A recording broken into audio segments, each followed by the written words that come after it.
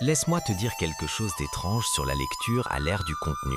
Nous vivons dans un monde où tout va vite. Des clips de 15 secondes, le scroll infini, des vidéos en autoplay qui réclament ton attention à chaque seconde. Pourtant, certaines personnes choisissent encore la forme de consommation la plus lente.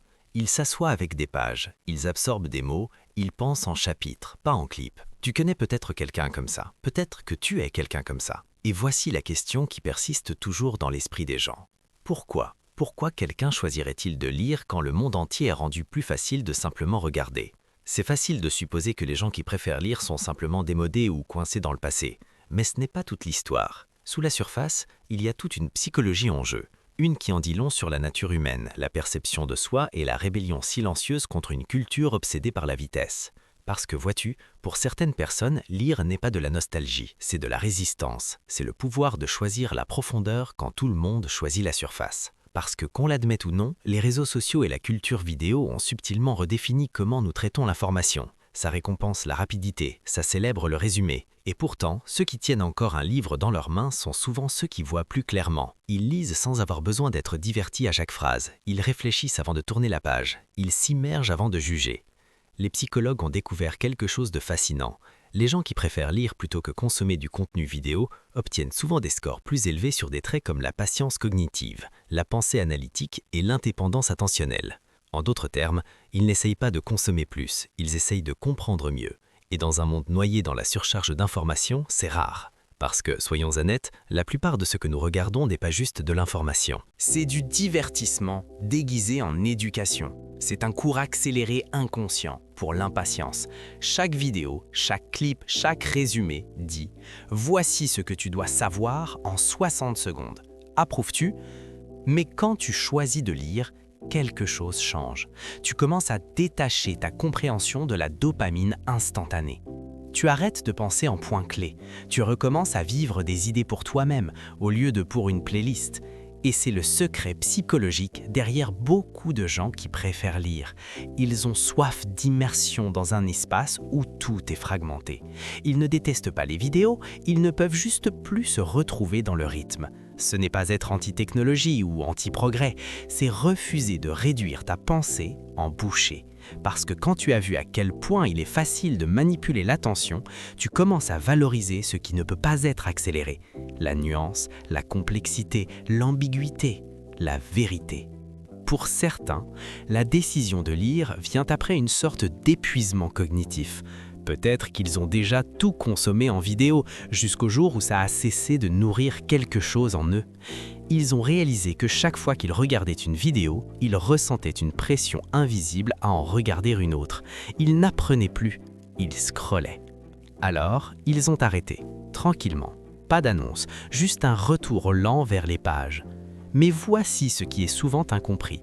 Préférer lire ne signifie pas rejeter le moderne. Ça ne veut pas dire qu'ils ne se soucient pas de rester informés, ça signifie souvent qu'ils se soucient trop de la qualité de leur attention, de la profondeur de leur compréhension, de protéger ce qui est sacré, leur capacité à penser lentement. Il y a un concept en psychologie appelé charge cognitive. C'est la quantité d'effort mental utilisé dans ta mémoire de travail. Et quand tu regardes une vidéo, cette charge est gérée pour toi. Le montage, les visuels, la musique, la voix, tout te guide. Mais quand tu lis, tu es aux commandes. Le rythme est à toi, l'imagination est tienne, l'interprétation est tienne. Alors, les gens qui préfèrent lire gardent souvent leur souveraineté cognitive intacte. Ils gardent leur pensée non éditée, privée, pure. Et peut-être que ce n'est pas du snobisme ou du rejet. Peut-être que c'est une forme silencieuse de liberté. Parce que réfléchis, quand était la dernière fois que tu as vraiment pensé par toi-même ? Sans qu'une voix te guide, sans qu'une musique te dise quoi ressentir, sans qu'un montage te dise où regarder. Ce réflexe, ce besoin d'être guidé, n'est pas naturel, c'est conditionné. C'est le produit d'une décennie d'algorithmes et de dopamine loops entraînant nos cerveaux à équivaloir passivité et confort. Et quand quelqu'un sort de ce système, ça peut sembler être une rébellion, mais c'est aussi une guérison. Ils commencent à redécouvrir la simplicité de penser par eux-mêmes, apprendre sans être divertis, voyager à travers des idées sans être pressés, sentir sans être guidés. Dans cet espace, quelque chose se réveille, une sorte de conscience de soi qui n'a pas besoin d'un narrateur. Mais tout le monde qui lit ne le fait pas depuis un lieu de paix. Certains sont poussés par la peur d'être manipulé, d'être passif, d'être juste un autre cerveau dans l'audience. La culture vidéo a amplifié une forme subtile d'anxiété que les psychologues appellent la pression de consommation passive. C'est la conscience constante que quelqu'un d'autre contrôle ce que tu absorbes, même quand tu penses choisir. Et pour beaucoup, c'est épuisant. Ils s'inquiètent que ce qu'ils regardent pourrait les programmer sans qu'ils s'en rendent compte. Alors ils se replient, non pas parce qu'ils ne veulent pas apprendre, mais parce que le coût de la passivité semble trop élevé. Ils veulent comprendre, mais vraiment, pas superficiellement. Et ironiquement, parfois les lecteurs les plus silencieux ont les pensées les plus bruyantes dans leur esprit. Ils ne sont pas absents, ils débordent. Ils choisissent juste la lenteur plutôt que le spectacle. Il y a une profondeur philosophique dans ce choix. Dans un monde qui dit constamment « Regarde ici, attention ici, clique ici », choisir de lire devient une forme d'autodéfinition. C'est dire « J'existe au-delà de ton algorithme ». Il pourrait scroller à travers des résumés, hocher la tête, sourire, parfois ressentir un manque, mais ils reviennent rarement en vidéo, parce qu'ils comprennent quelque chose que la plupart ne comprennent pas. Tout ce qui mérite d'être su ne mérite pas d'être résumé. Parfois, les idées les plus profondes, la croissance, la transformation, la compréhension se produisent lentement, ligne par ligne, page par page. Et quand tu as vécu assez de ces transformations lentes, tu commences à réaliser qu'être lent n'est pas la même chose qu'être en retard. C'est en fait là que la vraie compréhension se forme, pas consommer. C'est là que réside le paradoxe. La culture de contenu a été conçue pour nous informer. Pourtant, elle laisse souvent les gens se sentir plus superficiels que jamais. Quand tu choisis de lire, tu arrêtes de chasser la connaissance instantanée et tu commences à reconstruire la compréhension réelle. Tu commences à remarquer qui dans ton entourage pense vraiment versus qui répète juste. Tu apprends qui construit des idées versus qui consomme des opinions. Ce genre de connexion, profonde, non accélérée, se sent plus lourd, plus chaud et infiniment plus réel. Et les gens qui lisent, ils vivent dans cet espace. Ils construisent des pensées qui n'ont pas besoin de preuves. Ils trouvent du réconfort dans la page non partagée et ils laissent les idées se déployer sans les transformer en contenu. Une partie de cela concerne aussi la sécurité intellectuelle, savoir qui tu es, même quand personne ne regarde. Quand tu es à l'aise dans ta propre pensée, tu n'as pas besoin d'une audience pour valider ta compréhension. Ce n'est pas de l'arrogance, c'est la paix. Et ironiquement, les mêmes personnes qui lisent ont souvent les histoires les plus intéressantes à raconter, mais ils les gardent pour quand tu es assis en face d'eux, pas en face d'un écran. Parce que la vraie connexion, pour eux, ne se mesure pas en vues ou en likes, c'est dans le silence partagé, dans les yeux qui se rencontrent, dans les conversations qui n'ont pas besoin de témoins. Ce sont les gens qui portent des mondes en eux, qui traitent profondément, observent constamment et y comprennent silencieusement. Ils n'ont pas besoin que le monde applaudisse leur intelligence, ils ont juste besoin de la vivre. Et peut-être, juste peut-être, dans un monde si désespéré d'être rapide, leur lenteur n'est pas en défaut, c'est en miroir. Un rappel que tout ce qui est significatif ne doit pas être résumé. Que parfois, la chose la plus humaine que tu puisses faire est de prendre ton temps, complètement pour toi-même. Tu sais ce qui est fascinant ? Plus quelqu'un lit longtemps, plus il commence à voir le monde différemment. Les idées semblent plus riches, le temps semble plus profond, les conversations semblent plus complètes. C'est comme si s'éloigner du flux rendait tout réel à nouveau. Parce que quand tu arrêtes de consommer, tu commences à comprendre. Il y a une beauté silencieuse à marcher à travers la vie sans avoir besoin de résumer à chaque étape. Tu ne penses pas aux algorithmes, ou aux tendances, ou aux durées d'attention. Tu es juste là, pleinement vivant à l'intérieur du moment, au lieu d'à l'extérieur. Et c'est quelque chose que la culture vidéo nous laisse rarement faire. Mais la psychologie derrière cela va plus loin que préférence ou goût. C'est enraciné dans comment nos cerveaux processent la compréhension. Chaque fois que nous regardons une vidéo et qu'elle nous donne une réponse rapide, notre cerveau libère de la dopamine, le même chimique impliqué dans la récompense et l'addiction. Avec le temps, nous commençons à avoir soif de cette validation. Nous commençons à penser en termes de contenu digestible au lieu d'idées réelles. Maintenant, imagine quelqu'un qui résiste à cette boucle. Quelqu'un qui choisit délibérément de se déconnecter du cycle de dopamine. Ce n'est pas du désintérêt, c'est de la discipline. Il faut une conscience de soi pour résister à quelque chose conçu pour te garder accroché. Les gens qui préfèrent lire ont souvent un fort locus de contrôle interne, un terme psychologique signifiant que leur sens de valeur et de bonheur vient de l'intérieur, pas de l'approbation externe. Ils n'ont pas besoin de l'écho digital de « tu comprends bien » pour le croire. Et voici ce qui est encore plus intéressant. Des études montrent que les gens qui prennent de longues pauses de consommation vidéo ou qui privilégient la lecture connaissent souvent une augmentation mesurable de la stabilité émotionnelle et de la satisfaction de vie. Parce que quand ton sens de la compréhension n'est plus constamment validé par des algorithmes, il devient solide, il devient réel. Tu n'édites plus ta pensée en quelque chose de digestible, tu la vis dans toute sa complexité, belle, non filtrée.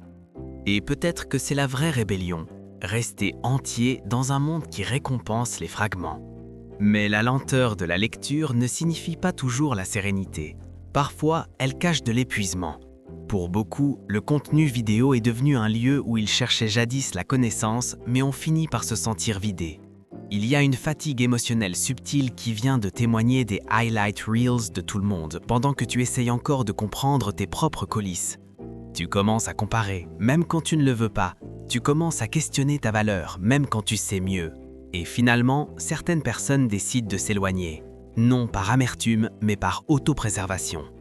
Ils réalisent qu'ils ne doivent pas au monde une performance, ils ne doivent pas une explication pour leur lenteur, et ils n'ont pas besoin de continuer à prouver qu'ils apprennent juste pour être crus. C'est une des vérités silencieuses de cette génération. Nous avons confondu vitesse et valeur. Nous supposons que pour comprendre, nous devons être rapides, mais la vraie compréhension n'a pas besoin de vitesse. Certains des moments les plus significatifs de ta vie, ceux qui te façonnent, se produiront sans une seule personne qui regarde. Pas de caméra, pas de like, pas d'audience, juste toi. Et peut-être que c'est ce que ceux qui lisent comprennent le mieux. Ils savent que la lenteur n'est pas de la solitude, c'est de l'intimité avec toi-même. Parce que quand tu arrêtes de consommer chaque pensée, tu commences à entendre la tienne à nouveau. Tu commences à te reconnecter avec les parties de toi qui se sont perdues dans le bruit, tes désirs silencieux, tes peurs non exprimées, ta boussole intérieure. Et c'est quelque chose de profondément spirituel dans le monde d'aujourd'hui. Ce n'est pas un retrait, c'est un retour à la maison. Bien sûr, ce n'est pas toujours paisible. Il y a des moments de doute, de se demander si la lenteur te rend invisible, si tu prends du retard pendant que tout le monde consomme du progrès. Mais avec le temps, tu commences à remarquer quelque chose de beau. Ta compréhension ne disparaît pas quand personne ne regarde. Elle est toujours là, stable, comme le bourdonnement d'une pièce silencieuse après une tempête. Et peut-être que c'est à ça que ressemble la vraie confiance. Pas la déclaration bruyante de connaissances en ligne, mais l'assurance calme de compréhension hors ligne. Certaines personnes disent « si tu ne l'as pas résumé, est-ce que ça s'est vraiment passé ?» Mais la vérité est que les choses qui te façonnent le plus arrivent rarement dans les clips. Tes croissances, tes chagrins, tes victoires privées, tes actes silencieux de compréhension. Ils vivent dans la mémoire, pas dans les médias. Et peut-être que c'est suffisant. Quand les psychologues parlent d'expression authentique de soi, ils mettent l'accent sur la congruence, l'alignement entre qui tu es à l'intérieur et qui tu montres au monde. Mais à l'ère des résumés, cet alignement est constamment déformé. Tu commences à vivre comme une version de toi-même éditée pour l'approbation. Alors, quand quelqu'un choisit de lire, ça pourrait être sa façon de rester congruent, de préserver cette vérité fragile entre leur monde intérieur et extérieur.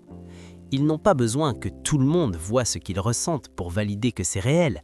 Ils n'ont pas besoin de capturer chaque idée pour se souvenir de ce qu'elle signifiait. Ils vivent leur compréhension pleinement et silencieusement. Et voici le paradoxe. Ceux qui vivent lentement ressentent la vie souvent plus intensément.